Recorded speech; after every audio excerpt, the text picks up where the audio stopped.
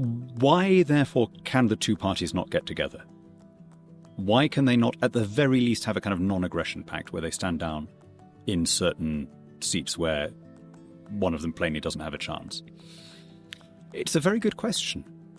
In terms of policy, if you put the two manifestos together, in most areas you'd struggle actually to guess which was which. The really big differences are on constitutional questions, like reform is anti-House of Lords, in favour of a proportional voting system.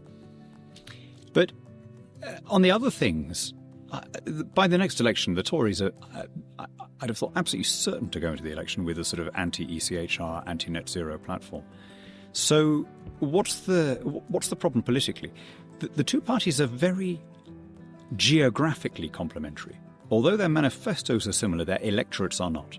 Reform is very strong in the north of England and in Wales, very weak in the south of England. So I looked at the figures here. Reform at the last election came second in 98 seats. Okay, let's assume those are their top targets. 89 of those seats are Labour held.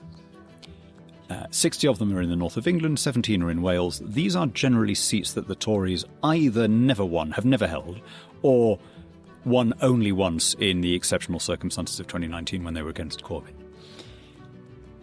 By contrast, in the patch I used to represent when I was in elected politics in the south of England, Reform was a poor fourth. These are not seats that they can win, but they did just well enough to put the Lib Dems in quite a few and Labour in some.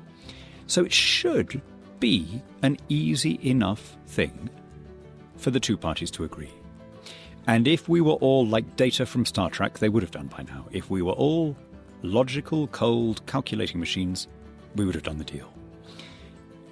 That is not how human beings are. We have egos, we're subject to optimism bias, and local ambitions and rivalries. Now, this doesn't need to be decided yet. All sorts of things could happen. One party could plainly emerge as bigger than the other.